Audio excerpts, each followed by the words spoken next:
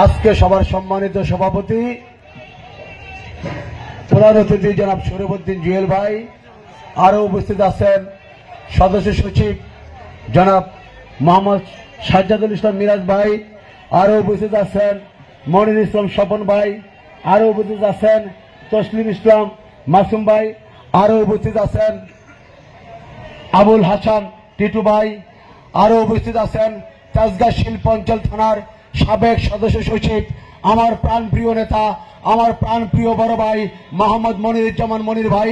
মঞ্চে উপবিষ্ট আছেন আমাদের সাবেক সফল সভাপতি, আমাদের গার্জিয়ান ওই আমার বড় ভাই মোহাম্মদ আলী। আরো উপস্থিত আছেন আমার রাজনৈতিক গুরু, আমি যার সাথে রাজনীতি শিখেছি, আমি যার কাছ থেকে রাজনীতি শিখেছি, সেই আমার প্রাণপ্রিয় বড় ভাই শিল্পাঞ্চল থানার যুগ্ম সাধারণ সম্পাদক মোহাম্মদ কামাল খান। আজকে আমি বক্তব্য দেওয়ার মতো কিছু নাই।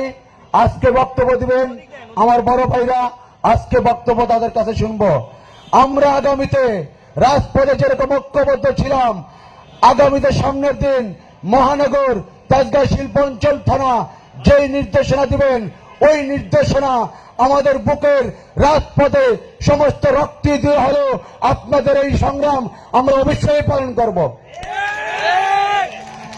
আমরা আরেকটি কথা বলতে চাই, 5ই আগস্টের পরে যারা একজন লোক নিয়ে রাজপথে আসতে পারেন নাই, 5 তারিখে দেখি তাদের আওয়ামী লীগের প্যাকেটকে নিয়ে তারা গ্রুপ বাড়ি করেছেন।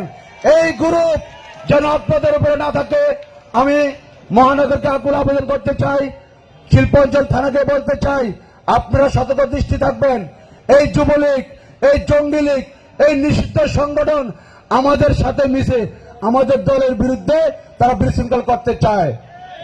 এটা যেন কোনোদিন না হয়, এটা আপনারা দৃষ্টি রাখবেন।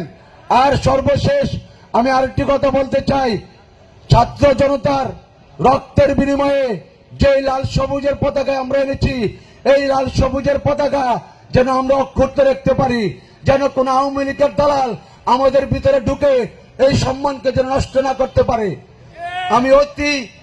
আমি আরেকটি কথা বলতে চাই, এই কেয়ারটেকার সরকারের উপরে আপনারা কাল বিলম্ব করবেন না, আপনারা কাল বিলম্ব করে আওয়ামী লীগ সরকারকে পুনর্বাসিত করবেন না। কারণ আপনারা অতি দ্রুত সংস্কার করেন, সংস্কারের নামে কোন টালবাহানা সহ্য করা হবে না। তাজগাঁ শিল্পাঞ্চল থানা, তাজগাঁ শিল্পাঞ্চলের মাটি ও মানুষের নেতা, আমার প্রাণপ্রিয় নেতা ও তাজগাঁ শিল্পাঞ্চলের নয়নের মণি জনাব সাইফুল আলম নীরবকে নিয়ে যারা কুরুক্তি করতেছেন, যারা কুরুক্তি করবেন, তাদেরকে তাজবঙ্গে জবাব দেওয়া হবে ইনশাল্লাহ। আপনারা প্রস্তুত থাকেন। আমার নেত্রী, আমার মা জনাব তারেক রহমান, জনাব সাইফুল আলম নীরবের নির্দেশে যেই আসবে, ওইটা আমরা আমাদের বুকের রক্ত দিয়ে হলো ইনশাল্লাহ আমরা পালন করব। এই বলে আমি আমার বক্তব্য শেষ করলাম। ধন্যবাদ 24 নং ওয়ার্ডকে, ধন্যবাদ শিল্পাঞ্চল থানার, আবারও ধন্যবাদ জানা যাচ্ছি মনিরুজ্জামান মনির ভাইকে, মোহাম্মদ আলী ভাইকে, নজরুল ইসলাম রিপন ভাইকে এবং আমার প্রাণপ্রিয় নেতা জনাব কামাল খানকে। ধন্যবাদ সকলকে। আসসালামু আলাইকুম।